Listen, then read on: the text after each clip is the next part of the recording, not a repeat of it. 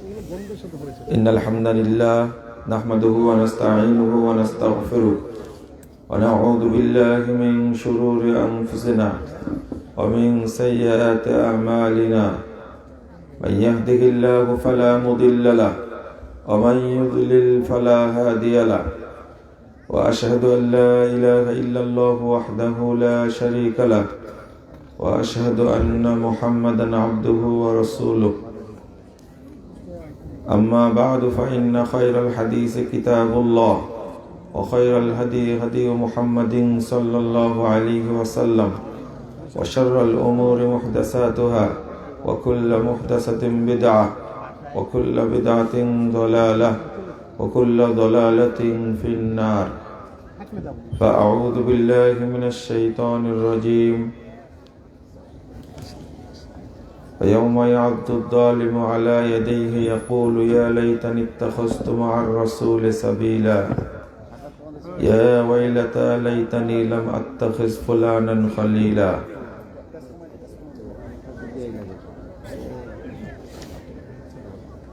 عن أنس رضي الله عنه قال قال رسول الله صلى الله عليه وسلم لا يؤمن أحدكم حتى أكون أحب إليه بوالده وولده والناس أجمعين متفق عليه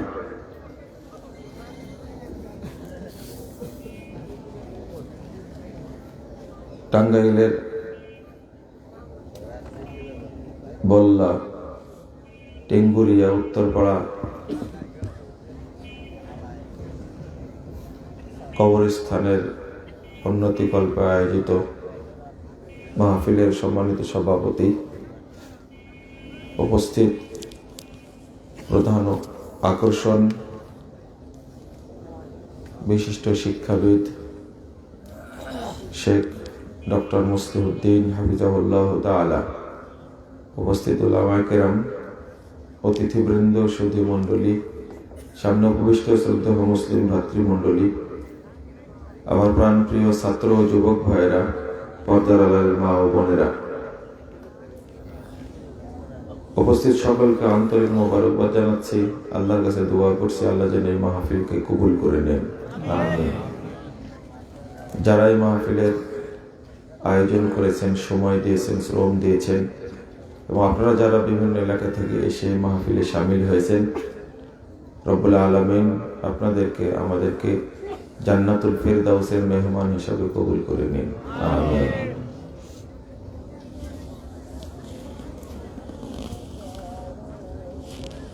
আপনারা দীর্ঘক্ষণ আলোচনা শুনছিলেন কবরে যাওয়ার জন্য। কবর পর্যন্ত নিয়ে গেছেন মনে হয়, তাই না? এরপরে কি হবে বলছেন? হ্যাঁ, আচ্ছা, আমি ওখান থেকে শুরু করব না শেষ করব?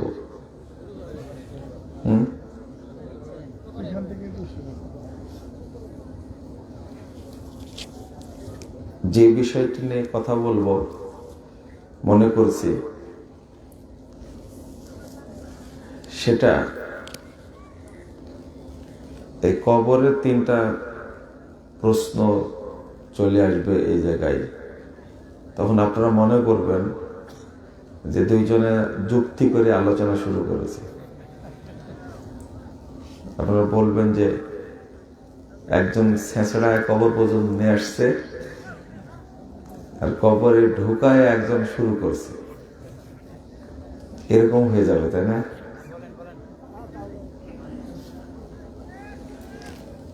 মানুষের এখন বিশ্বাস হয়ে গেছে যে এই আলেম ওলামার আলোচনাটা খামাখা। খামাখা তো বুঝেন, হুদাই বুঝেন, তাই না? হুদাই না হুদা না কি বলেন, এটা বুঝেন ভালো। কেন? কারণ এত মানুষকে আমরা দাফন করি, কোথায় যায় কি হয় আজ পর্যন্ত জানা গেল না। জানা গেছে? কারো বিষয়ে জানা যায় না। কিন্তু জানা যাওয়ার কথা তো হাদিসে তো পড়েছেন আপনারা।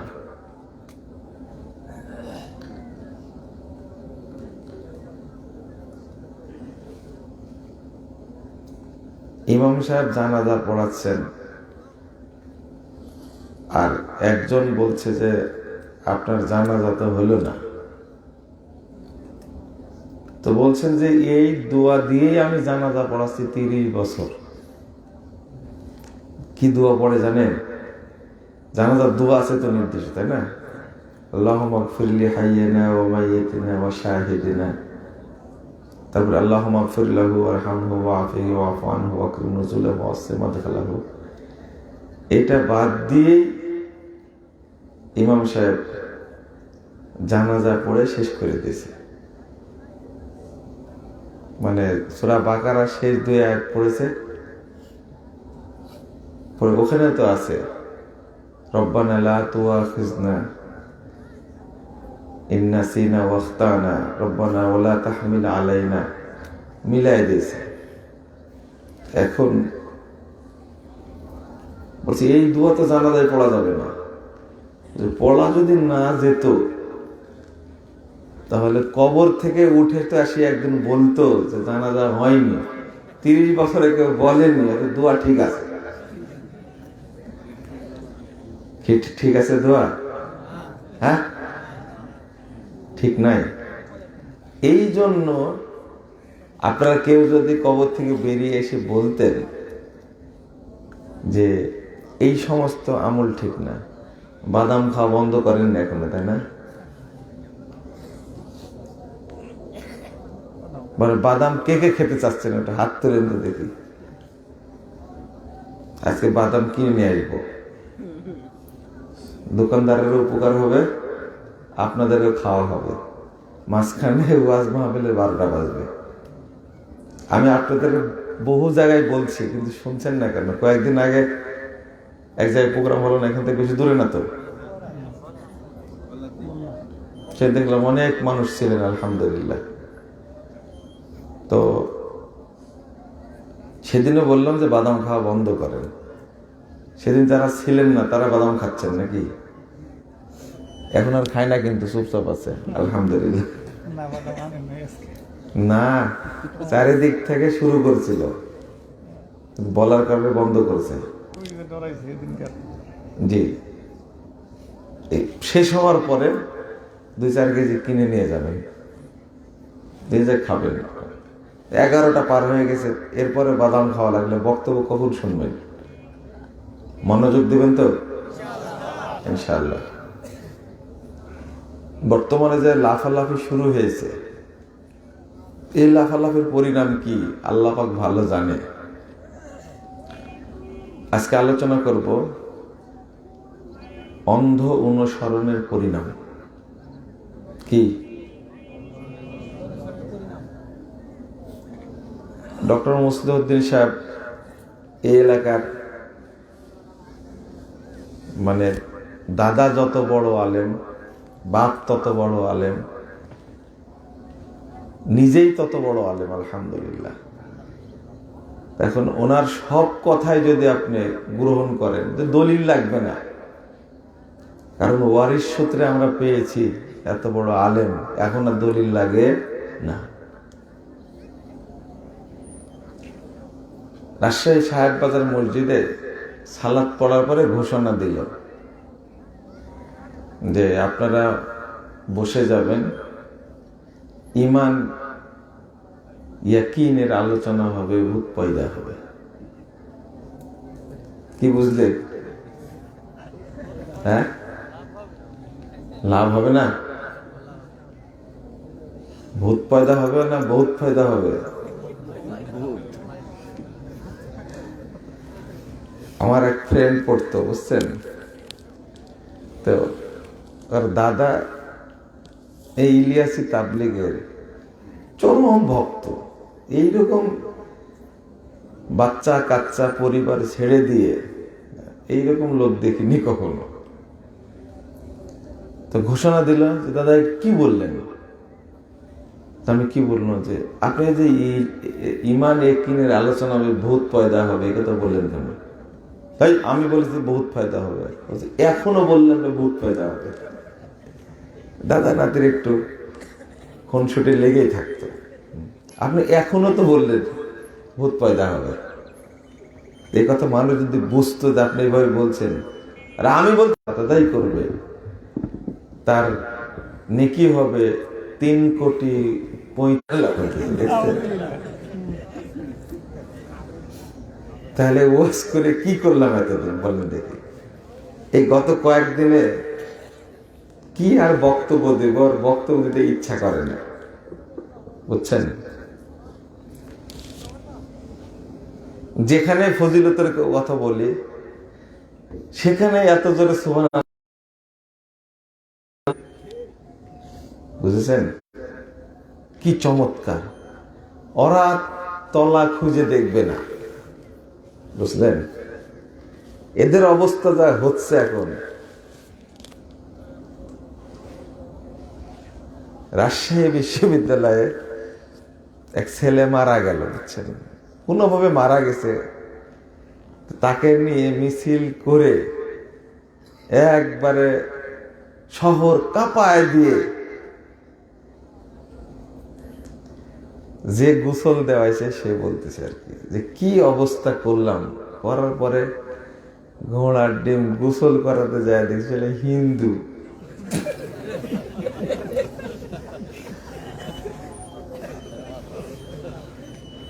এখন আমার তো রুচি হয় না, এতক্ষণ কাঁধে নিয়ে ঘুরলাম কাকে, জানাজা পড়ে কাফন দাফন করে এখন তো মাটি দিতে হবে, তাই না? মুসলমান যদি হয় বলেন তো তার রুচি হবে? কোন রকম ভাবে আমি রেখে দিয়ে আমি আস্তে করে চলে গেলাম। মানে দুই পক্ষে দ্বন্দ্বে একজন পট করে কি মারা গেছে, ও কোনো পক্ষেরই নয়, তাই না? ওর কিসের ঠেকা পড়ছে বলেন তো দেখি? তো বর্তমানে ফজিলতের অবস্থা যা, শেষ বেলা যে কি হবে, এই যে অন্ধ তাকলিদ, বুঝছেন? শেষে কি পাবে? 90 বছর 95 বছর বয়স হয়ে গেছে, ফজিলতের কথা শুনতে শুনতে কানে পচা পানি ঢুকাতে ঢুকাতে ওর আর কি ভালো পানি আর ভালো লাগে না, বুঝছেন? পচা পানিটাকে ভালো মনে হয়। তো এইরকম তাকলিদ আবার করেন না, বুঝছেন? তো করবেন নাকি? আবার আর এক দিক থেকে এমনি দাদার ওয়ারিশ সূত্রে বাপের ওয়ারিশ সূত্রে যত বড় আলেম আর যত বড় বড় আলেমের কাছে পড়াশোনা করেছেন, আমরা এই জায়গাতে আসলে মানে কি পরিমাণ ওয়াজ নসিহত হবে সেটা তো আপনারা গ্রহণ করবেন কিনা ভয় থাকে। যদি অন্ধ তাকলিদ, আসলে তাকলিদ জিনিসটা যে অভিশপ্ত তার কিছু প্রমাণ আছে। এই তাকলিদ শব্দটা কোরআনে ব্যবহার হয়নি, হাদিসে ব্যবহার হয়নি। কালাদা শব্দ আসছে কোরআনের মধ্যে, কিন্তু ইত্তেবা কত জায়গায় ব্যবহার হয়েছে, হয়নি? ইন কুনতুম তুহিব্বুনাল্লাহ ফাত্তাবিউনি, তারপরে ইত্তাবি মা ইউহা ইলাইক, এটা আসছে। ইত্তেবা শব্দ কত জায়গায় আসছে, তার উল্টাটা তাকলিদ শব্দটা, এটা হাদিসেও পাওয়া যায় না, কোরআনেও পাওয়া যায় না। তো আরেকটা ইজতিহাদ আর কিয়াস, কি ইজতিহাদ আর কিয়াস? ইজতিহাদ শব্দটি হাদিসের শব্দ, কিয়াস শব্দটা কি হাদিসের? প্রথম একটা বাক্য বলা হয়, প্রথম কিয়াস করেছিল কি ইবলিস।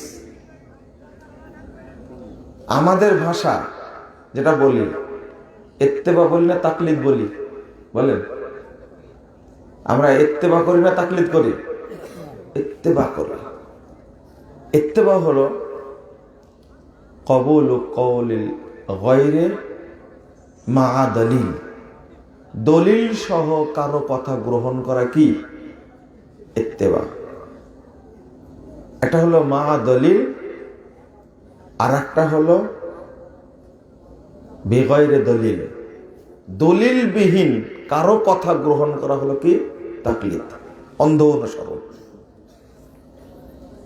ব্যক্তি যত বড়ই হোক না কেন, তার কথা যদি কোরআন সুন্নাহ মোতাবেক না হয়,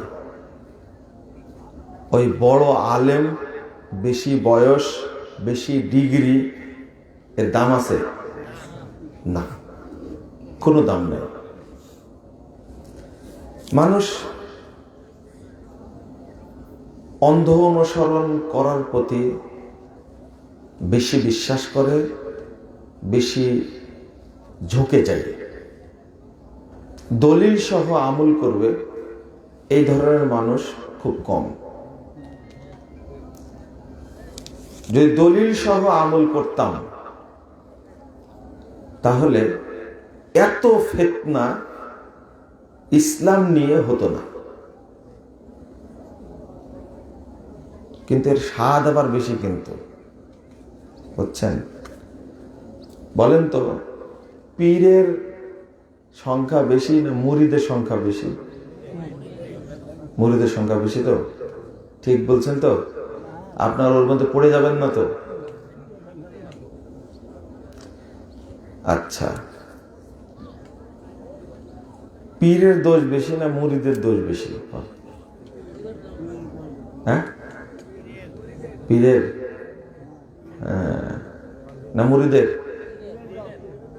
দুই ভাগ হয়ে গেছেন, তাই না? মুরিদের দোষ বেশি, তাই না? তাই মনে হচ্ছে?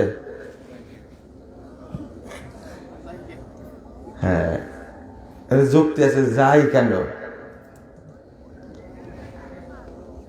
মুরিদ, পীর কিন্তু জানে না যে আমার মুরিদ কোন এলাকা। বুঝছেন? জানে?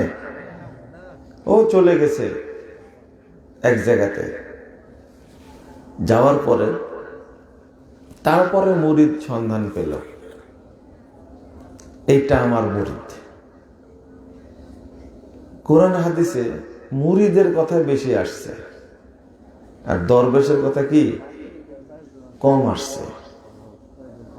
তবে এটা ঠিক, উদ্বোধন কিন্তু আগে এই ভণ্ড দ্বারাই হবে। কি দ্বারা? এই ভণ্ড ফকির মানুষকে পথভ্রষ্ট করেছে, নিজে মাবুদ হয়েছে। এই মাবুদ হওয়ার কারণে উদ্বোধনটা ওর দ্বারাই হবে, এবং তার পথে কিন্তু মুরিদরাও যাবে। এই মুরিদরাই কালকে কিয়ামতের মাঠে এই বাবাকে, কাকে? এই ভণ্ড বাবাকে শয়তান বলবে। আজকে আমরা শয়তান বলছি, তো মুরিদদের পুড়ে একবারে জ্বলে নষ্ট হয়ে যাচ্ছে সবকিছু। কিন্তু কিয়ামতের মাঠে ও নিজেই কি বলবে? কারণ পীরকে বর্তমানে যেভাবে ধরে নিয়েছে মানুষ, সেটা হলো এইটাই মনে হয় মাবুদ। কি? এইটাই মাবুদ। আপনি যতই কোরআন হাদিস বুঝান না কেন, ও কোনোদিন বুঝতে চাইবে না। ভক্তি যেখানে অন্ধ, প্রমাণ সেখানে অচল। আল্লাহ বলছেন সূরা তাওবা 31 নম্বর আয়াত, ইত্তাখাযু আহবারহুম ওয়া রুহবানাহুম আরবাবাম মিন দুনিল্লাহ। তারা, ইহুদি খ্রিস্টানরা, তাদের দরবেশদেরকে, তাদের আলেমদেরকে রব হিসাবে গ্রহণ করেছে আল্লাহকে বাদ দিয়ে। রব হিসাবে গ্রহণ করার দরকার ছিল কাকে? আল্লাহকে। কিন্তু তাকে, আল্লাহকে বাদ দিয়ে যারা পুরোহিত, যারা দরবেশ, যারা আলেম, পাদ্রী, তাদেরকে রব হিসেবে গ্রহণ করেছে। এই কথাটা কার? আমার না আল্লাহ? ইত্তাখাযু আহবারহুম ওয়া রুহবানাহুম আরবাবাম মিন দুনিল্লাহ, আল্লাহই বলছেন। এই আয়াতের তাফসীর আসছে আদী ইবনে হাতিম রাদিয়াল্লাহু আনহু, অত্যন্ত সম্ভ্রান্ত পরিবারের সাহাবী। তার হাদিসের বর্ণনাগুলো মাসালা সংক্রান্ত হাদিস বর্ণনা করেননি, উনি অনেক ভাব সম্পন্ন গুরুত্বপূর্ণ হাদিসগুলো বর্ণনা করেছেন। একদিন রাসূল সাল্লাল্লাহু আলাইহি ওয়াসাল্লামের কাছে গেলেন, আল্লাহ রাসূল পড়ছিলেন ইত্তাখাযু আহবারহুম ওয়া রুহবানাহুম আরবাবাম মিন দুনিল্লাহ। তিরমিজিতে হাদিসটা আসছে, তো বাইহাকির সুনানুল কুবরার মধ্যে আসছে 20,847 নম্বর হাদিস। খুব বিস্তারিত জায়গায় আসছে, খুব সুন্দর কথা। আদী ইবনে হাতিম বলছেন যে আপনি এটা কি পড়ছেন? আমরা তো আমাদের আলেমদেরকে, পাদ্রীদেরকে রব হিসাবে গ্রহণ করি না। কথাটা কানে রাখবেন মরা পর্যন্ত, এটা যেন ভুলে না যান। ভুলে যাবেন? ভুলে যাওয়ার চেষ্টা করবেন নাকি মনে রাখার চেষ্টা করবেন ইনশাআল্লাহ। তো রাসূল সাল্লাল্লাহু আলাইহি ওয়াসাল্লাম জিজ্ঞেস করলেন, দেখো তোমাদের আলেমরা যেটাকে হালাল বলে তোমরা সেটাই তো মানো, অথচ আল্লাহ সেটাকে কি করেছেন? হারাম করেছেন। তোমাদের আলেমরা যেটাকে হারাম বলে তোমরা তো সেটাই মানো, অথচ ওই বিষয়টিকে আল্লাহ কি করেছেন? হালাল করেছেন, সেটা মানো না? তখন বললেন যে হ্যাঁ, তাদের কথাই তো মানে। রাসূল সাল্লাল্লাহু আলাইহি ওয়াসাল্লাম বললেন, ফাতিলকা ইবাদাতুহুম লাহুম, এটাই হলো তাদের ইবাদত করা। বলেন নাউযুবিল্লাহ। তাহলে যেটা আল্লাহ বিরোধী, ইসলাম বিরোধী, শরীয়ত বিরোধী কথা আমরা মেনে চলি, যেটা আল্লাহ বলেননি, রাসূল বলেননি, কিন্তু খতিব, বক্তা, হুজুর, ইমাম, আলেম তারা বলেছে, এটা তার অনুসরণ করার অর্থই হলো তাকে মাবুদ বলে গ্রহণ করা। আর এটা হলো শিরকে আকবার। এটা কি? শিরকে আকবার। আচ্ছা, নবী মুহাম্মদ সাল্লাল্লাহু আলাইহি ওয়াসাল্লাম তিনি কি নিজের পক্ষ থেকে কোনো কথা বলেছেন? শরীয়তের কথা বলেছেন? অনুমতি ছিল? অনুমতি ছিল? ছিল না। এর অনুমতি ছিল না। তিনি যদি বলার অধিকার না রাখেন, আমি আপনি বলার অধিকার রাখি? শুধু তাই না, আল্লাহ বলে দিয়েছেন কত জায়গায়। দাওয়াতের ক্ষেত্রে বলছেন, ইয়া আইয়ুহার রাসূল বাল্লিগ মা উনজিলা ইলাইকা মির রাব্বিক। এটা দাওয়াতের ক্ষেত্রে। ইন আত্তাবি মা ইউহা ইলাইয়া, আল্লাহ বলছেন আমাকে ইত্তেবা করার কথা বলা হয়েছে, আমি যেন তারই ইত্তেবা করি যেটা আমার উপরে ওহী করা হয়েছে। এক, আমি যেন সেটাই পৌঁছিয়ে দিই। আল্লাহ বলছেন বাল্লিগ, আপনি পৌঁছিয়ে দিন, মা উনজিলা, যা নাজিল করা হয়েছে, ইলাইকা, আপনার প্রতি, মির রাব্বিক, আপনার প্রভুর পক্ষ থেকে সেটা পৌঁছে দিন। শুধু তাই, আল্লাহ আগে মুহাম্মদ সাল্লাল্লাহু আলাইহি ওয়াসাল্লামকে সার্টিফাইড করছেন এইভাবে, ওমা ইয়ানতিকু আনিল হাওয়া ইন হুয়া ইল্লা ওয়াহয়ু ইউহা। তিনি নিজের পক্ষ থেকে শারীরিক বিষয়ে কোনো কথা বলেন না যতক্ষণ ওহী নাজিল না হয়। আর যদি বলতেন কি করতেন? ওয়ালাউ তাকাওয়ালা বা'দা আকাবিল লা আখাযনা মিনহু বিল ইয়ামিন সুম্মা লাকাতানা মিনহুল ওয়াতিন।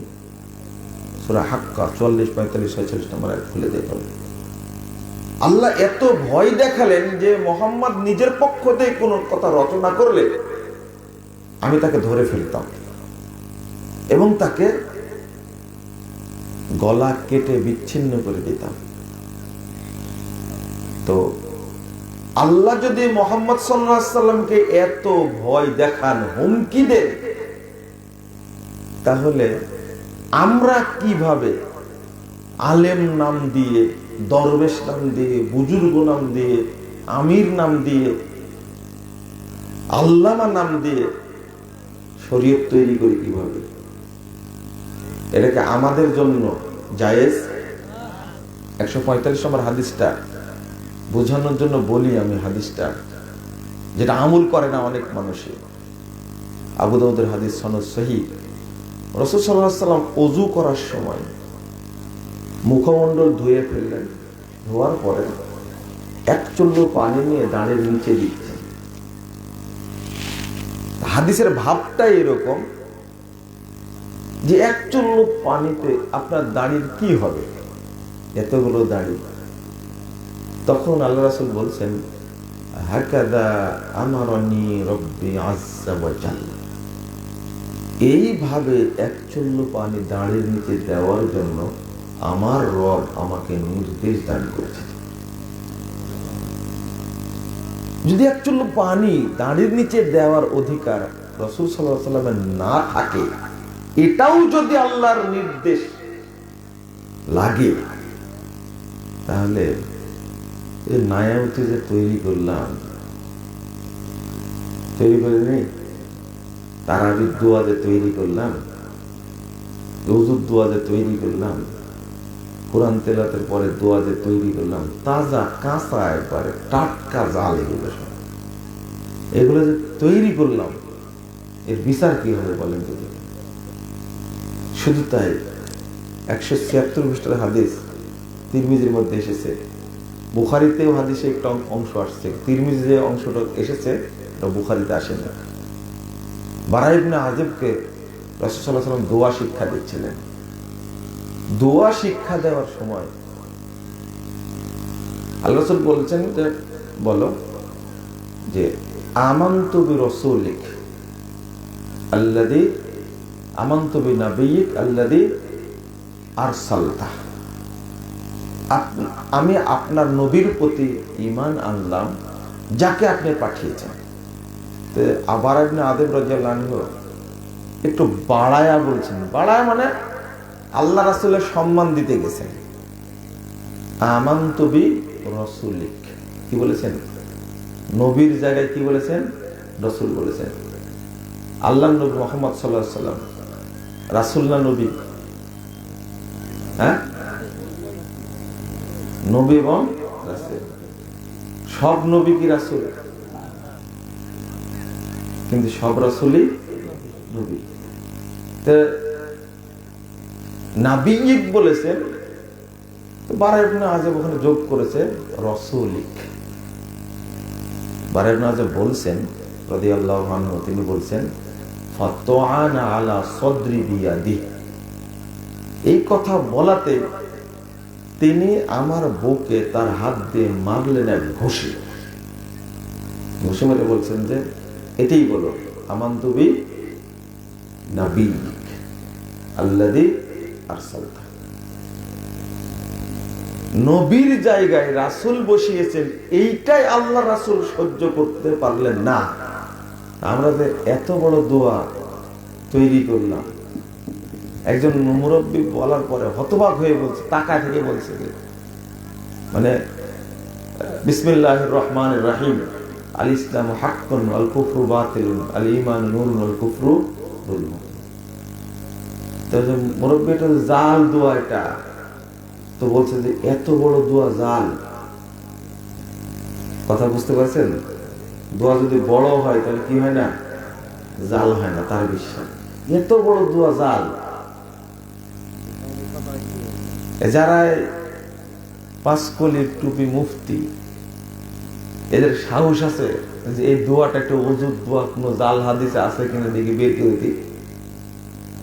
ওযু তো ছুটে যাবে, ওর ঈমানও ছুটে যাবে, এর দলিল বের করতে গেলে ওযু থাকবে না। কথা বুঝতে পারেননি? তারপরে দরুদ পড়ে, বালাগাল উলা বিকামালিহি কাশাফাত দুজা বিজামালি। আর পড়বো? আপনাদের তো মুখস্থ আছে। ইয়া নবী সালাম, আমার তো সুর নাই, বলতেও পারবো না। আল্লাহ রাসূলের নাম দিয়েছে কি?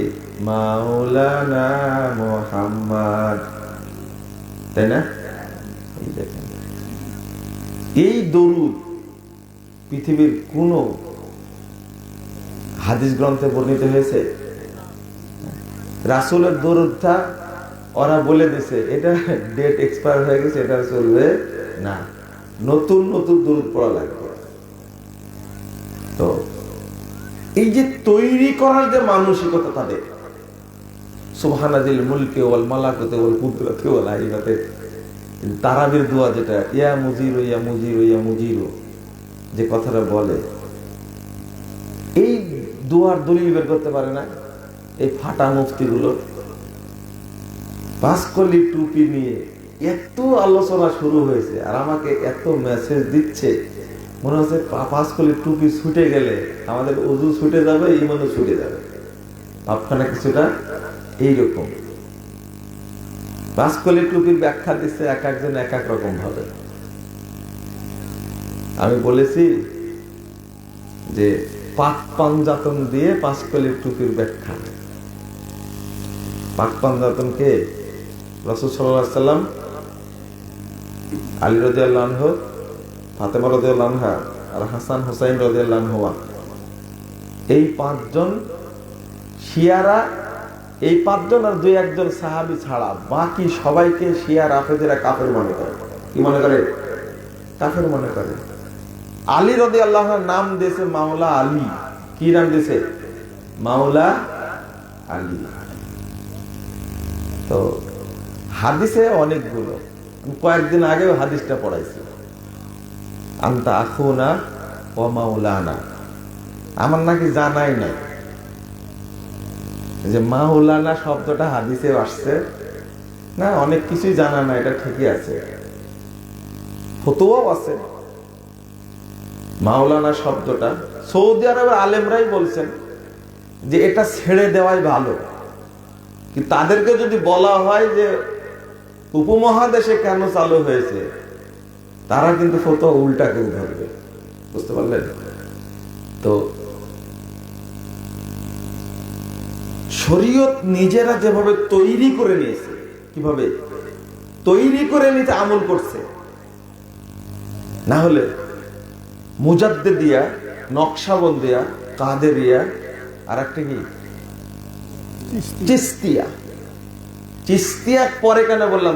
চিশতিয়াকে দুই ভাগে ভাগ করেছে, একটা চিশতিয়া সাবেরিয়া আর একটা চিশতিয়া সাত্তারিয়া। এক মুরিদ বলছে না না না, 5 ওয়াক্ত নামাজ নিয়ে 5 কলি টুপি না, বরং এই 5 তরিকা।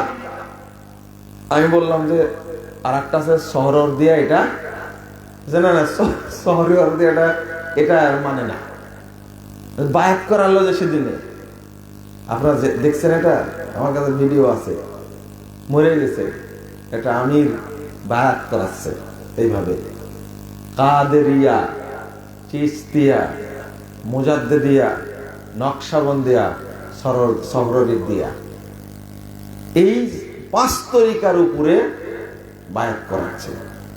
তেরা শহরদেরকে নেয়নি, নিচে কাকে? চিশতিয়া সাবেরিয়াকে নিচে। সব মিলে কয় তরিকা হলো? 5 তরিকা। তো তরিকা 300-র উপরে আছে, কোনটা আপনি গ্রহণ করুন, মাযহাব না বাদই দিলাম। এই যে শরীয়ত নিত্য নতুন তৈরি করেছে, এদের কি হবে? আমরা তারই কি করছি? তাকলিদ করছি। যদি বলি যেভাবে পীর পূজা শুরু হয়েছে, দরবেশ পূজা শুরু হয়েছে, বুজুর্গ পূজা শুরু হয়েছে, আমির পূজা শুরু হয়েছে, শায়েখ পূজা যেভাবে শুরু হয়েছে, আগামী দিনে আল্লাহর বান্দা পাওয়া যাবে না, বুঝছেন? পাওয়া খুব মুশকিল আছে। মাওলানা পূজা শুরু হয়েছে, থামেন, আরো কিছুদিন যাক দেখতে পাবেন কোরআন হাদিস মানার লোক খুব কম পাওয়া যাবে। সব বিভিন্ন ব্যক্তিকে পূজা করছে, করবেন, ঠেলাও বুঝবেন। আল্লাহ রাব্বুল আলামিন বলেছেন সূরা বাকারা 167 নম্বর আয়াত খুলে দেখবেন। ইস্তাবাররা আল্লাযীনা তুবিউ মিনাল্লাযীনা ইত্তাবাউ ওয়ারাউল আযাব ওয়া তাকাত্তাআত বিহিমুল আসবাব। যখন কিয়ামতের মাঠের কথা আল্লাহ বলছেন, কিয়ামতের মাঠে যখন ভক্তদের থেকে দরবেশরা আলাদা হয়ে যাবে, ওয়া তাকাত্তাআত বিহিমুল আসবাব, যখন সম্পর্ক ছিন্ন হয়ে যাবে, আযাব প্রত্যক্ষ করবে। وقال الذين اتبعوا لو أن لنا كرة فنتبرأ منهم كما تبرؤوا منا। যখন আলাদা হয়ে যাবে, ভক্তদের খোঁজ খবর নিবে না, মুরিদদের খোঁজ খবর নিবে না, নিজের অনুসারীদের খোঁজ খবর নিবে না, তখন তারা নিজেরাই বলে وقال الذين اتبعوا لو أن لنا كرة, যদি আজকে একটু সুযোগ থাকতো, আজকে যেমন দুনিয়াতে যাওয়ার যদি সুযোগ দিত আল্লাহ, আজকে যেমন তারা আমাদের ফেলে চলে যাচ্ছে, দুনিয়াতে পেলে তাদেরকেও বাদ দিয়ে দিতাম, তাদের পিছনে আর ঘুরঘুর করতাম না, তাদেরকে দরবেশ হিসাবে গ্রহণ করতাম না। আল্লাহ বলেছেন কাযালিকা ইউরিহিমুল্লাহু আমালাহুম হাসারাতিন আলাইহিম, আল্লাহ এইভাবেই তাদেরকে তাদের আমলের কারণে আফসোস করাবেন। কি করেছিস তোরা? পরের বাক্যটা আমি যেটা বললাম, যেটা হলো এই মাবুদ পূজা, মানবরূপী মাবুদ পূজা যে শিরকে আকবার, এই আয়াতটা হলো তার প্রমাণ। আল্লাহ পরের বাক্যটা বলছেন ওমা হুম বিখারিজিনা মিনান নার, তারা জাহান্নাম থেকে কোনোদিন বের হতে পারবে না। শিরকে আকবরের ফলাফল এটাই, মুখরিজুন আনিল মিল্লাহ ওয়া খালিদান মুখাল্লাদান ফিন নার। অর্থাৎ যারা শিরকে আকবার করে মারা যাবে, তাদের পরিণাম হলো ইসলাম থেকে বহিষ্কার। এখন কেউ মাজারে 10টা টাকা দিল, একটা ছাগল দান করলো, একটা মুরগি দান করলো, মুখরিজুন মিল্লাহ, ইসলাম থেকে কি বহিষ্কার। আর তওবা ছাড়া মারা গেলে চিরস্থায়ী জাহান্নাম, জাহান্নাম থেকে বের করার কোনো সুযোগ নাই। সূরা তওবা 117 নম্বর আয়াতটা খুলবেন, এটা তো পাবেন। তো আল্লাহ এই আয়াতে বলছেন যারা দুনিয়াতে এই দরবেশ পূজা করেছে, বুজুর্গের পূজা করেছে, ফকিরের পূজা করেছে, পীরের পূজা করেছে, আলেমের পূজা করেছে, আমিরের পূজা করেছে, শায়েখের পূজা করেছে, এগুলো সব ধর্মীয় মাবুদ, এই মুরিদরা জাহান্নাম থেকে বের হতে পারবে না। আমি বলি যে আমার কথা দলিল ভিত্তিক হলে অনুসরণ করবেন, তবে কেউ ভক্ত হবেন না। কি আর আমার ভক্ত আর কিছু নাই, যার কিছু থাকে তারই মানুষ কি হয়, ভক্ত হয়। যে ওয়াজ শুনলেন আমার আগে, ওয়াজের মধ্যে অনেক কিছু আছে, এই ধরনের বড় বড় আলেমের ভক্ত হলে কিছু পাওয়া যাবে, বুঝতে পারলেন? তো ভক্ত হওয়ার দরকার না, সম্মান করবেন, শ্রদ্ধা করবেন, যথেষ্ট না। ভক্ত হবেন বলেন, পীরের ভক্ত হয়, পীরের কি হয়, মুরিদ হয়। পীরানে পীর দস্তগীর, দস্তগীর জানেন নাকি ঘটনা? দস্তগীর মানে কি? কত মানুষের নাম রাখছে গোলাম দস্তগীর, কত মানুষের নাম দস্তগীর শুধু রাখছে, গোলাম দস্তগীর। দস্তগীর বলে আব্দুল কাদের জিলানীকে। কাকে?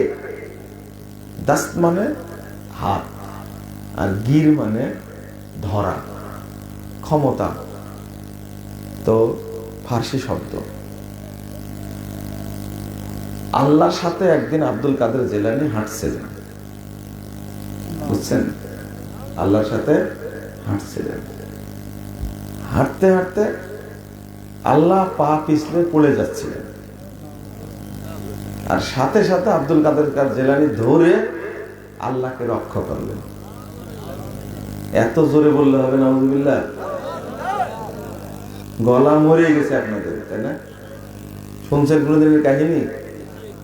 শুনছেন না? তো এখান থেকে আব্দুল কাদের জিলানীর নাম হয়েছে কি? পীরানে পীর দাস্তগীর। নাউযুবিল্লাহ, আস্তাগফিরুল্লাহ, আস্তাগফিরুল্লাহ। শুনেন, কিছু ভালো মানুষকে তার অনুসারীরা পচায় নষ্ট করেছে। আব্দুল কাদের জিলানী কিন্তু এরকম ভণ্ডল ছিলেন না, কথা বুঝতে পারলেন? বর্তমানে হুজুরা যারা এই আলোচনাগুলো করে, আর এক হুজুর বলছে মেরাজে যাওয়ার পরে, যাওয়ার সময় যখন সিদরাতুল মুনতাহাতে রেখে আসলেন জিবরিল আমিন, আল্লাহ রাসূল দিশাহারা হয়ে গেলেন, কোথায় যাবে? ঠিক আব্দুল কাদের জিলানী উপস্থিত হয়ে গেছে। বলছে কি ব্যাপার মোহাম্মদ, কি ঘটনা? যেখানে জিবরিল আমিন রেখে চলে গেলেন, কোথায় যাবো জায়গা পাই না। চিন্তা করে তখন বলছে চলো। আল্লাহর কাছে নিয়ে যাওয়ার সময় আরো সে উঠতে গিয়ে পড়ে যাচ্ছিলেন, তখনই ধরে ফেলেছেন মুহাম্মদ সাল্লাল্লাহু আলাইহি ওয়াসাল্লাম। এটাই হলো দাস্তগীর। যারা এই সমস্ত ফালতু কাহিনী বর্ণনা করে, এদের কি হবে? বুঝতে পারলেন?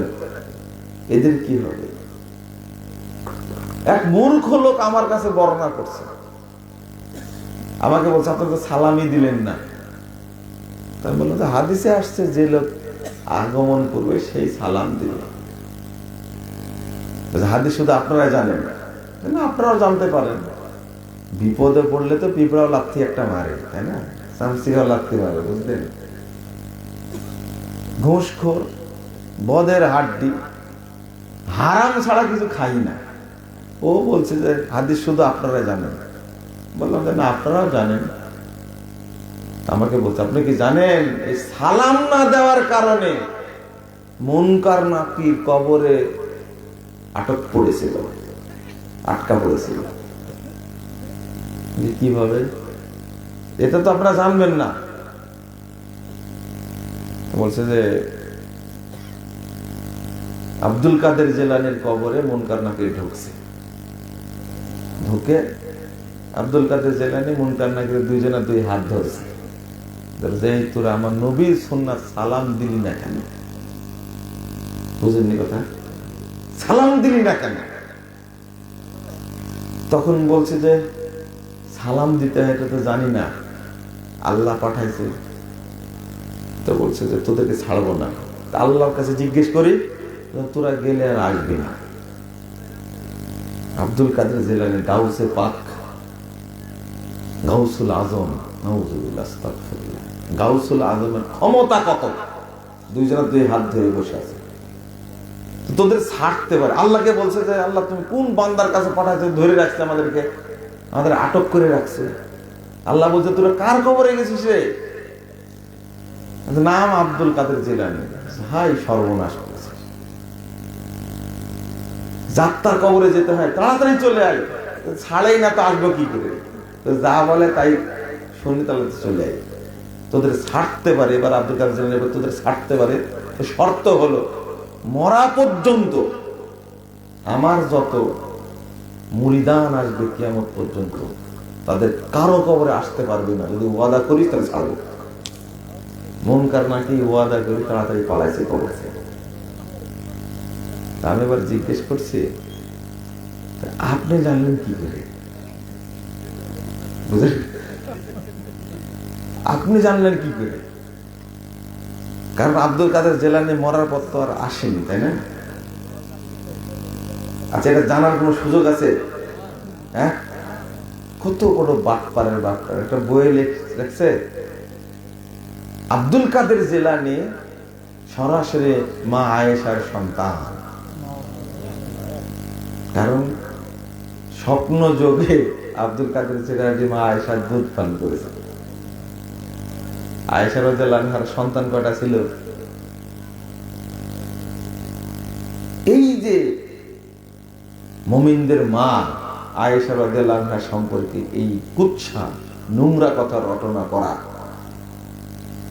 এইটা তার শানের খেলাফ না? এদের কি হবে বলেন দেখো। যত ফালতু কেন, তখন আমাকে বলছে যে আপনার সব কথা তেড়া তেড়া। আমার কথা তেড়া হলো, ঘটনা বললেন আপনি, আমি জিজ্ঞেস করলাম আপনি জানলেন কি করে? আর সালাম না দেওয়ার কারণে আটকে গেছে। মুনকার নাকি তারা সফটওয়্যারের মতো, আল্লাহ যা বলে দিয়েছে তাই তো বলবে, তাই না? দোষটা কার উপরে দিয়ে দিল? আল্লাহর উপরে দিয়ে দিল।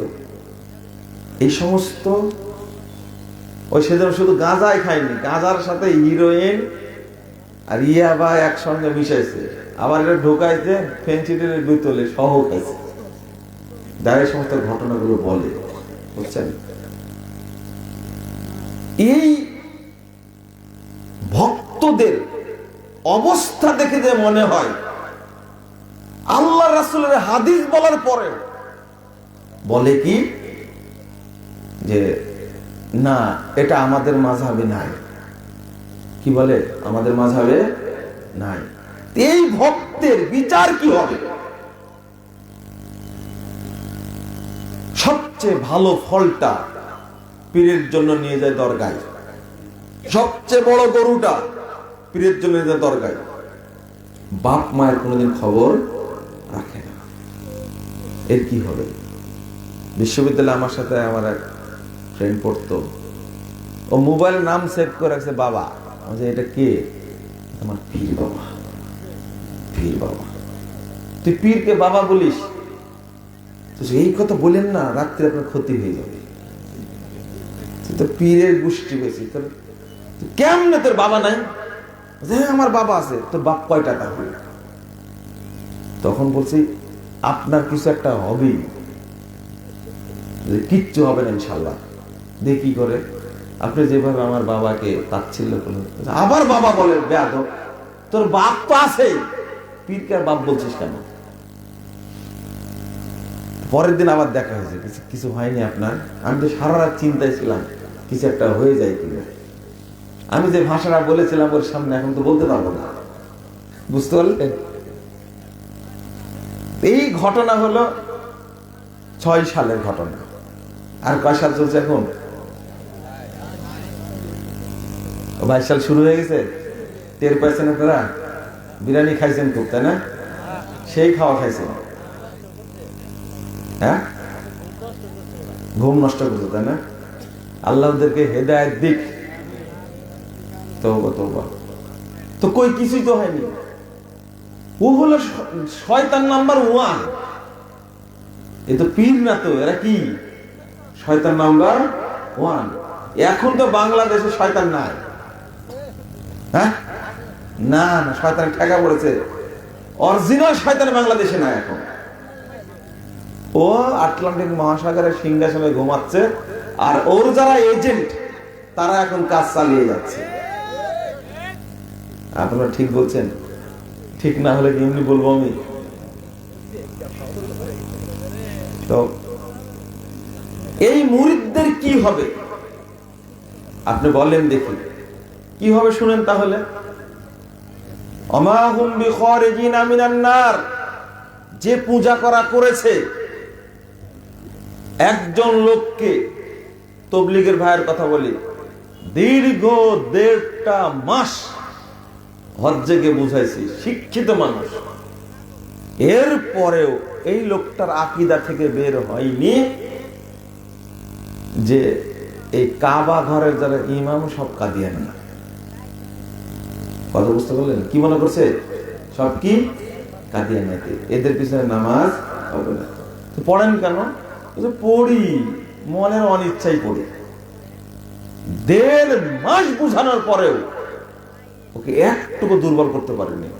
মানে এমন জিনিস খাওয়াইছে তবলিগের ভাইয়েরা, কাঁচা তেলের পাওয়ার যে এত বেশি এটা জানা ছিল না।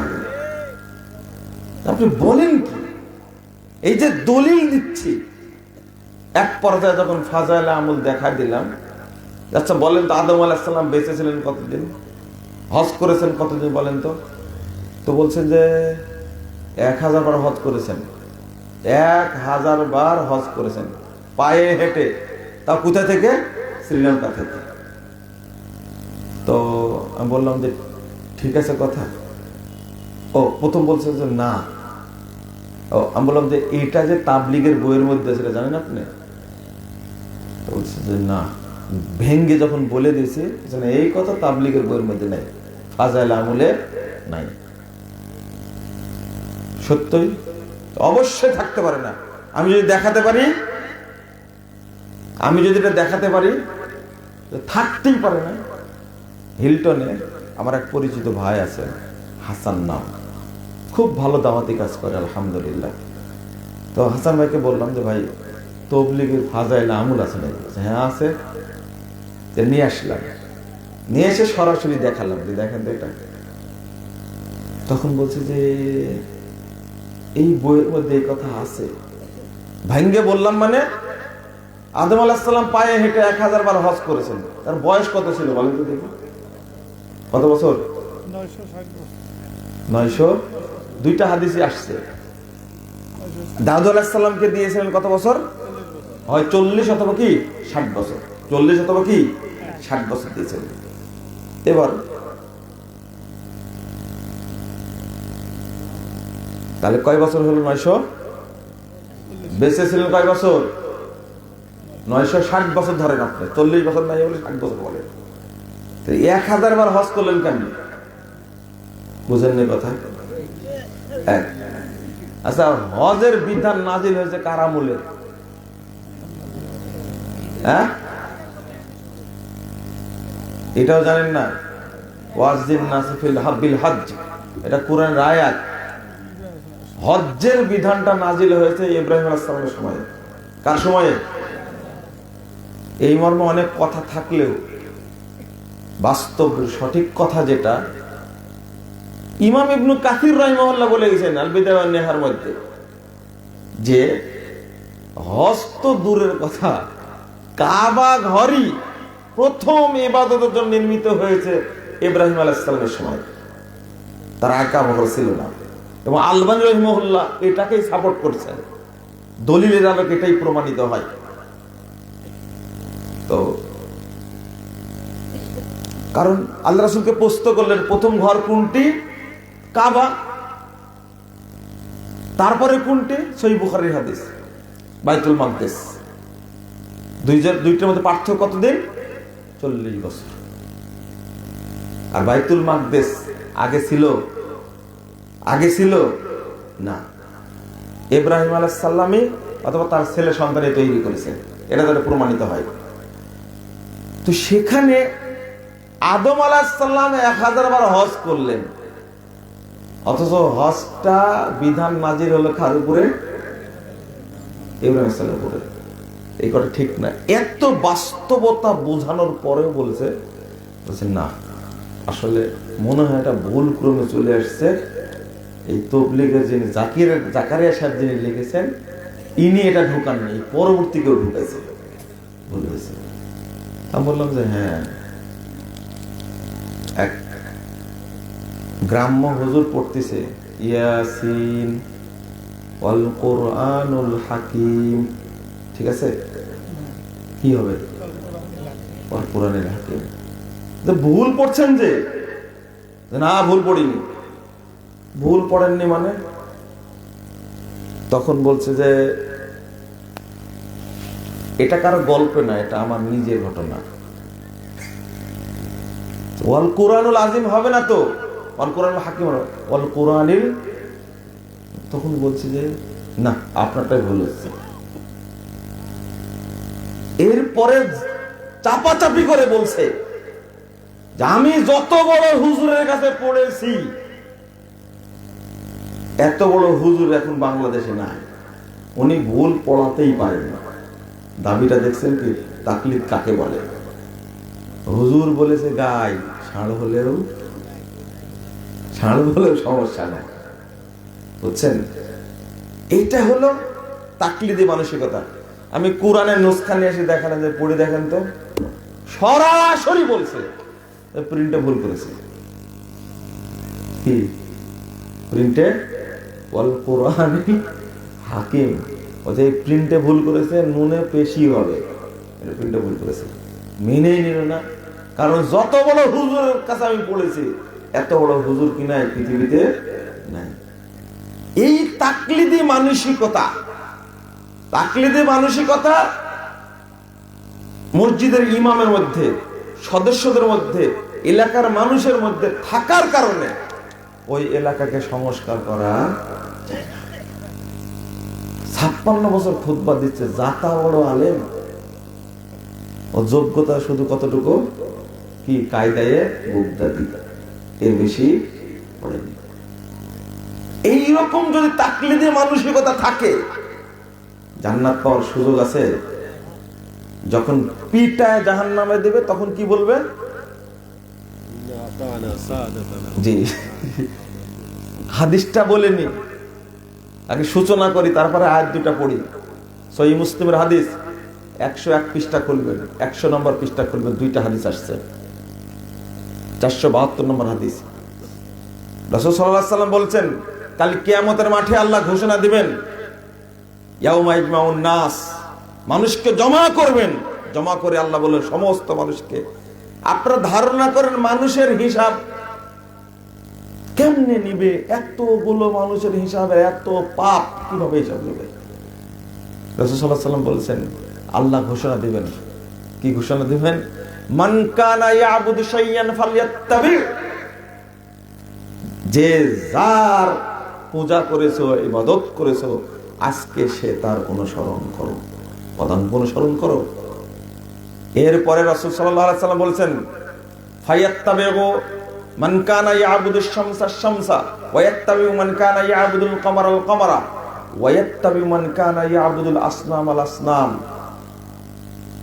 এই ঘোষণা দেওয়া মাত্রই যারা চাঁদের পূজা করেছে, চন্দ্রের যারা পূজা করেছে, চন্দ্রকে জাহান্নামে ফেলে দেওয়া হবে। ওই চন্দ্রের পাশাপাশি যারা পূজা করেছে তারাও যাবে। যারা সূর্যের পূজা করেছে, সূর্যকে জাহান্নামে ফেলে দেওয়া হবে। সূর্যের যারা পূজারী, তাদেরকে বলা হবে তোমার হুজুর গেছে, তুমিও যাও।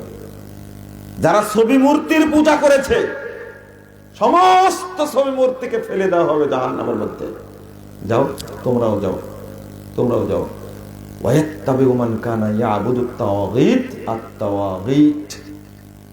রাসূল সাল্লাল্লাহু আলাইহি ওয়াসাল্লাম বলেছেন, যারা তাগুতের পূজা করেছে,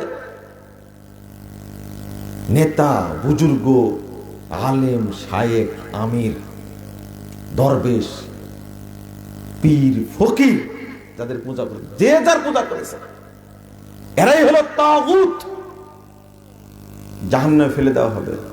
তাহলে মুরিদরা আগে যাবে না দরবেশরা আগে যাবে? চিন্তা করেন। আমাকে হিসাব করতে হবে যে আমি দাওয়াতি কাজ করছি ভক্ত বানানোর জন্য, মুরিদ বানানোর জন্য, না মানুষের সংশোধন করার জন্য। বুঝেননি কথা? যদি আমার অন্তরে থাকে আমার মানুষ ভক্ত হোক, আমার কি হোক, সব কি হয়ে যাক, মুরিদ হয়ে যাক, এই চিন্তা নিয়ে যদি আমি দাওয়াতি কাজ করি, আমাকে ওই পথে যেতে হবে, বাঁচার উপায় নাই। প্রত্যেক দায়ীকে, প্রত্যেক বক্তাকে, প্রত্যেক ইমামকে হিসাব করতে হবে যে মানুষ আমার অন্ধ মুকাল্লিদ হচ্ছে কিনা। আমরা তো সবাই চাই সব ভক্ত হয়ে যাক, তাই না? সবাই আমার বক্তব্যই শুনুক, আর যেন কারো বক্তব্য না শুনুক। বক্তাদের টার্গেট এটা। এই জন্য এক বক্তার সাথে আর এক বক্তার মারামারি বেশি, তাই না?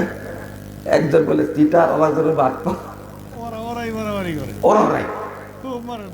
মানে কেউ হেলিকপ্টারে একবার বেশি গেছে, কেউ একবার কম গেছে, ওই নিয়ে লাগছে কি।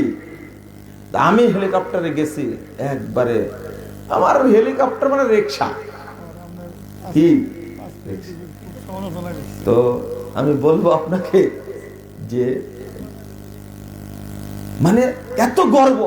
আর একজন পারে না, আর একজন 3টা করে মাহফিল করে, আর একজন একটাও হয় না। এই নিয়ে এই গোতাগুতি আর মারামারি শুরু করেছে তারা। উদ্দেশ্য হলো কার কি পরিমাণ ভক্ত এটা দেখানো, আর ভক্ত বাড়ানোর জন্য অনেক কৌশল আছে। আমি মাঝে মাঝে বলি ওনাকে, আপনি অনেক কি বলবো, প্রবীণ বললেও সমস্যা, প্রবীণ বললে সমস্যার ব্যাখ্যা তো আপনাদের কাছে দিতে পারছি না। তো প্রবীণ মানুষ উনি যদি একটু পীর পীর ভাব রাখতেন, আর টাঙ্গাইল মানুষের যে অন্তর এত নরম, ছিলছিলা যেহেতু আছে, কিন্তু আমরা মাহরুম হলাম, নিজেও মাহরুম হলেন, জাতিকেও মাহরুম করলেন। কথা বুঝতে পারলেন? ভক্ত জোগাড় করা কোনো বেশি কি, খালি কৌশল থাকতে হবে, শুধু কৌশল থাকতে হবে। পোশাক ছেঁড়া ফাটা একটু পোশাক করবেন, দারিদ্রতার ভয় দেখাবেন, অথবা খুব বুজুর্গের মানে ভাব দেখাবেন। ভাব দেখালে কাজ আছে, ভাব দেখালে মানে ভক্ত পাওয়া যায়। ভেদেই মারে ফোক, বুঝতে পারলেন? এটা বুঝবেন না, ভেদটা তো হুজুর বুঝে, কিন্তু এটা করতে পারলেন না কখনোই।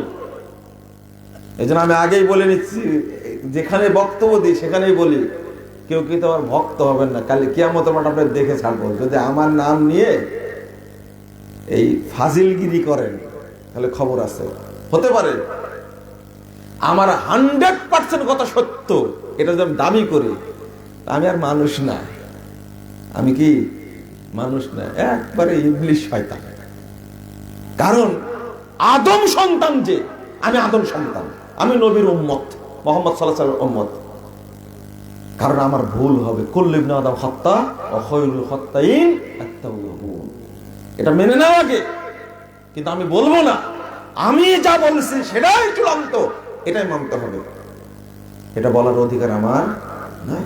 কিভাবে বলবেন আপনি? হাদিস কি বললো? তাগুতরা যাবে আগে, উদ্বোধন হবে এদেরকে দ্বারা। এবার আল্লাহ বলছেন সূরা ফুরকান 27 এবং 28 নম্বর আয়াত, 29 নম্বর আয়াত, ইয়াউমা ইয়া'আদু যালিমু আলা ইয়াদাইহি ইয়াকুলু ইয়া লাইতানি ইত্তাখাযতু মা'আর রাসূলি সাবিলা। দুই হাতের আঙ্গুল কামড়াবে, যখন পিটায় জাহান্নামে দেবে তখন আঙ্গুল কামড়াবে, বলবে হায় আক্ষেপ, যদি নবী মুহাম্মদ সাল্লাল্লাহু আলাইহি সাল্লামের রাসূলকে যদি আমরা অনুসরণের ব্যক্তি হিসাবে গ্রহণ করতাম কতই না ভালো হতো।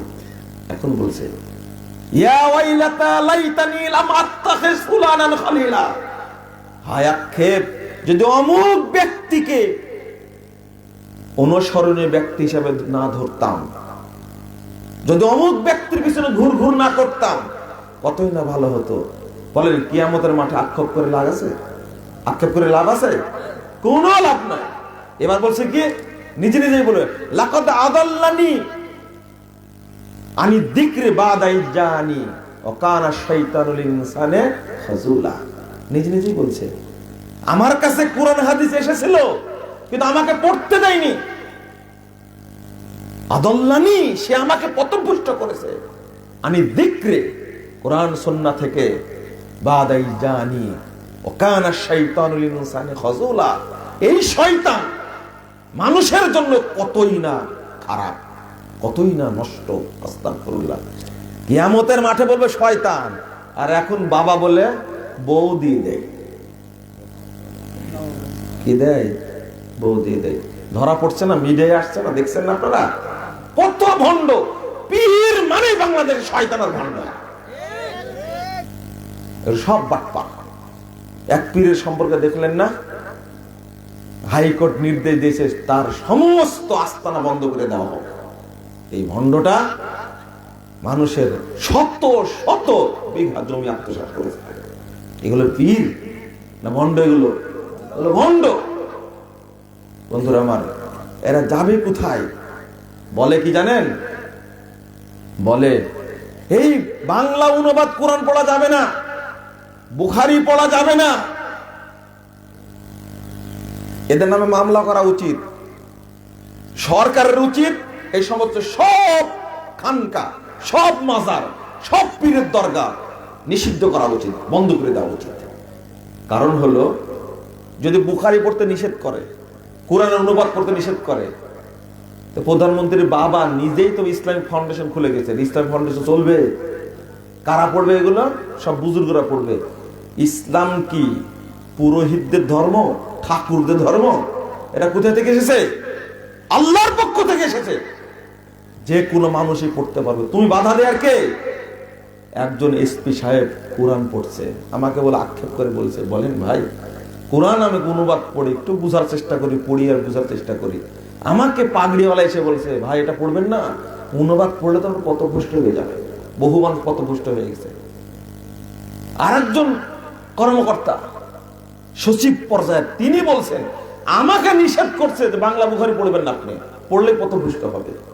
এই দেখেন, লাকাদ আদাল্লানি আনি যিকরি বাদাই জানি। আমি পড়তে, আমার কাছে এসেছিল, কোরআন হাদিস এসেছিল, কিন্তু আমাকে এই ভণ্ড, এই শয়তান পথভ্রষ্ট করেছে। কিয়ামতের মাঠে এই কথা বলে আক্ষেপ করে কোনো লাভ হবে না। আজকে আমরা নেতা সেজে বসে আছি, বুজুর্গ সেজে বসে আছি, কাল কিয়ামতের মাঠে কি হবে? 66-67 নম্বর আয়াত খুলুন, সূরা আহজাব। ইয়াউমা তুকাল্লাবু উজুহুম ইয়াকুলুনা, যেদিন মুখের উপরে ভর করে জাহান্নামে নিক্ষেপ করা হবে, তখন তারা বললে, রব্বানা ইন্না আতানা সাদাতানা ওয়া কুবরানা ফাআদাল্লুনা সাবিলা। হায় হায়, আল্লাহ আমরা আকাবিরদের আনুগত্য করেছিলাম, নেতাদের আনুগত্য করেছিলাম, পূজা করেছিলাম, ফাআদাল্লুনা সাবিলা, তারাই আমাদেরকে কি করেছে? পথভ্রষ্ট করেছে। দোষ কাদের? এই দরবেশদের। তারপরে কি বলবেন? রব্বানা আতিহিম দিফাইন মিনাল আযাব। তার আগের একটা ছুটে গেছে, ইয়াউমা তুকাল্লাবু উজুহুম ফিন্নার ইয়াকুলুনা রব্বানা ইন্নানা আতানা সাদানা কুবরানা আদানা সাবিলা রব্বানা আতিহিম দিফাইন মিনাল আযাব ওয়া লাআনহুম লা'নাল কাবীরা। এবার আল্লাহর কাছে দোয়া করবে, আল্লাহ তাদেরকে তুমি ডবল শাস্তি দাও, তারা আমাদেরকে পথভ্রষ্ট করেছে, তারা আমাদেরকে পথভ্রষ্ট করেছে। ওয়ালানহুম লা'নান কাবীরা, আর তুমি তাদের শাস্তি বাড়ায় দাও, তাদেরও বেশি বেশি অভিশাপ করো। এটা আল্লাহর কাছে দোয়া করবে কারা? ভক্তরা, অনুসারীরা, মুরিদ না। কিন্তু লাভ হবে কি? দুজনের অবস্থা কি? এক জায়গায়। দুজনে যায় কোথায়? এক জায়গায়। নাউজুবিল্লাহ। আর জীবনে মানুষের পূজা করবেন? হ্যাঁ, শোনেন, আহলে হাদিসদের আরেকটা দোষ আছে। একজন মাজার পূজারী, মাযহাবের পূজারী, তরিকার পূজারী তওবা করে ফিরে আসতে পারে, কিন্তু একজন এই কথিত মাথা মোটা দালাল মার্কা, সামসা মার্কা যদি কোনো আহলে হাদিস লোক মুকাল্লিদ হয়, ও জীবনে এই তাকলিদ থেকে বেরিয়ে আসতে পারে না। কথা বুঝতে পারলেন? ও বলবে স্পষ্ট, যে তাকলিদ ঢুকে গেছে, এই তাকলিদ থেকে বেরিয়ে আসতে পারবে না, না ওইটাই ঠিক। যে কোনো ভাবে ওটাকে ঠিক করার চেষ্টা করবেই। কইছি তো কইছি, 127 যুদ্ধ করেছি, পিছন থেকে বলছে 127 71, না কইছি তো কইছি 127। কথা বুঝতে পারলেন? যা মুখ দিয়ে বলবে আর স্বীকার করবে না। ভুল হতে পারে, ও স্বীকার করবেই না। পড়তে গেলে ভুল হয়, হওয়াটা স্বাভাবিক। তোমার কি সমস্যা? পড়ে আসি কাকে নিয়ে? আমি আবু হানিফাকে মানি, আমি ইমাম মালিককে মানি, আমি ইমাম শাফিকে মানি। মাথায় যদি গোবর পুরা না থাকে, তাই এই কথা তুমি বলতে পারো কি করে? তোমার নাম হওয়া উচিত কি ছিল, আর কি নাম দিয়েছো তুমি? তোমার কি নাম হওয়া উচিত ছিল? নাম দিলেটা কি? যদি মাযহাবী মানতে হয়, তাহলে আল্লাহর রাসূলের সবচেয়ে কাছের মানুষ 4 জন, 2 জন শ্বশুর, 2 জন জামাই, তাই না? তাই না? নবী রাসূলদের পরে সর্বশ্রেষ্ঠ মানুষ কারা? আবু বকর, ওমর, ওসমান, আলী রাদিয়াল্লাহু আনহুম, তাই না? যদি মাযহাবী মানতে হয়, তা আবু বকর নাম মাযহাব মানবো, বাকারিয়া মাযহাব, উমরিয়া মাযহাব মানবো, উসমানিয়া মাযহাব মানবো, আলীর নাম মাযহাব তৈরি করবো। এটা বোধ তো থাকার দরকার। বুঝতে থাকার দরকার। যদি এই 4 ইমামের জন্মের আগের মানুষ যদি রাসূলের আনুগত্য করে আল্লাহর বিধান মেনে চলে জান্নাতে যেতে পারে, আমরা পারি না? পারবো না আমরা? তাহলে কি তারা কেউ জান্নাতে যাবে না? আল্লাহ রাসূল কোন মাযহাবের ছিলেন? সাহাবীরা কোন মাযহাবের ছিলেন? হানাফি, শাফি না মালিকি, হাম্বলি? হ্যাঁ, তওবা তওবা না, তখন তো জন্মই হয়নি। ফজিলত বর্ণনা করেছে নূহ আলাইহিস সালাম যে তক্তা দ্বারা কিস্তি তৈরি করেছিলেন, এই তক্তার প্রত্যেকটি তক্তায় এক একটা নবীর নাম ছিল। একটা নবী কি ছিল? নাম ছিল। 4টা তক্তা ফাঁকা ছিল। কি 4টা তক্তা কি ছিল? ফাঁকা ছিল। এই 4টা তক্তা ফাঁকা থাকার কারণ হলো তারা তখন জন্ম নেয়নি, এই জন্য নাম ছিল না। তখন তো মুহাম্মদ সাল্লাল্লাহু আলাইহি ওয়াসাল্লাম জন্ম নেননি, ঈসা আলাইহিস সালাম তো আসেননি। তখন আসছিলেন কোথায়? নূহ আলাইহিস সালাম সেই সময় কিস্তি বানাইছেন। এই 4 জনের মর্যাদা বাড়ানোর জন্য প্রশ্ন করে বলেন তো 4 জন ফাঁকা রাখছিলেন কিনা? এই 4 জন হলেন, একজন আবু হানিফা, একজন মালিক, একজন কি শাফি, একজন ইমাম আহমদ বিন হাম্বল রাহিমাহুল্লাহ। নাউযুবিল্লাহ, আস্তাগফিরুল্লাহ। এই সমস্ত কথা বলে মানুষের মর্যাদা যেভাবে নষ্ট করা হয়েছে, যাদেরকে হেয় প্রতিপন্ন করা হয়েছে, তাকলিদ করবে বলে নামিয়ে দিয়েছে ইমামে আযম। দেখেন এই ইমামে আযম শব্দটা সহিহ বুখারীর মধ্যে চেঞ্জ করেছেন, এটা আমি জানতামই না। সহিহ বুখারী থেকে উদ্ধৃতি দিয়ে দিয়েছেন, আমি আর খুঁজে পাইনি ইমামে আযম, আযম শব্দটা পাই না।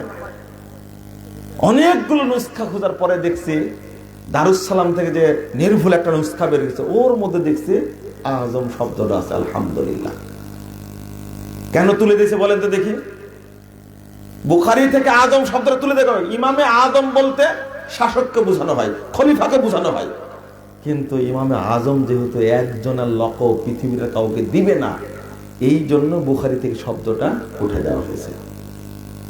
ইমামে আযম শুধু কার কার জন্য বরাদ্দ? এটা ইমাম আবু হানিফার জন্য বরাদ্দ, এটা মনে করেছে।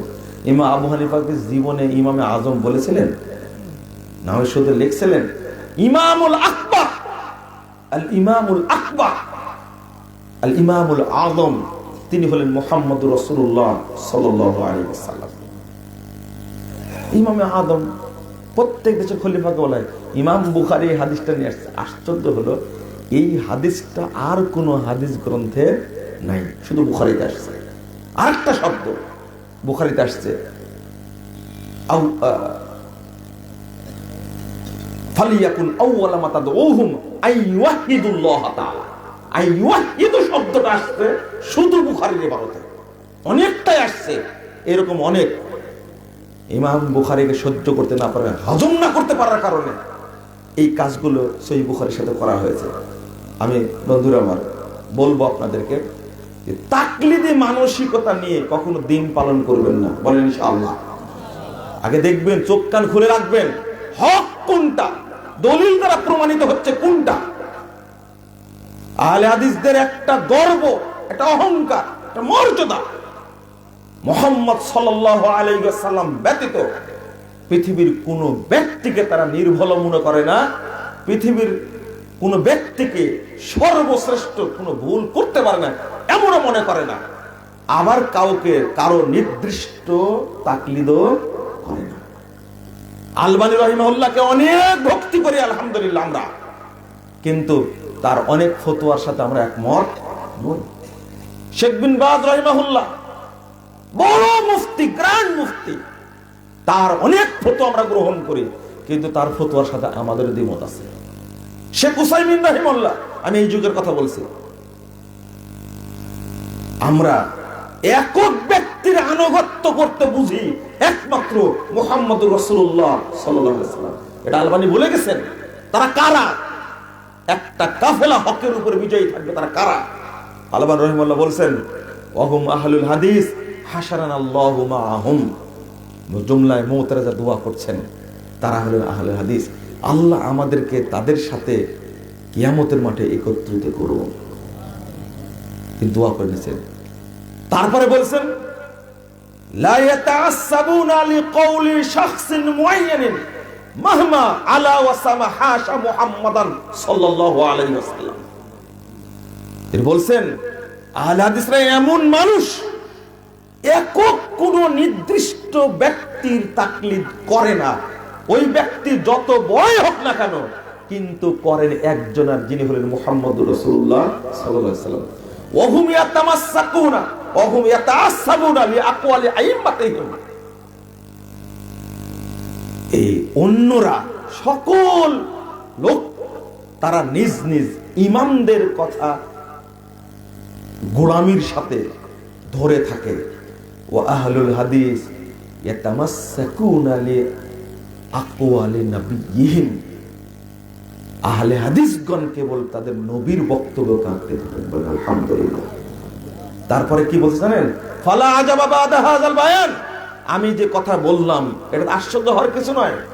আইয়াকুনা আসহাবুল হাদিস হুমুত তাওয়াইফাতু যাহিরা ওয়াল ফিরকাতুন নাজিয়া ওয়াল উম্মাতুল ওয়াসাত আশ-শুহাদা ওয়াল খালক।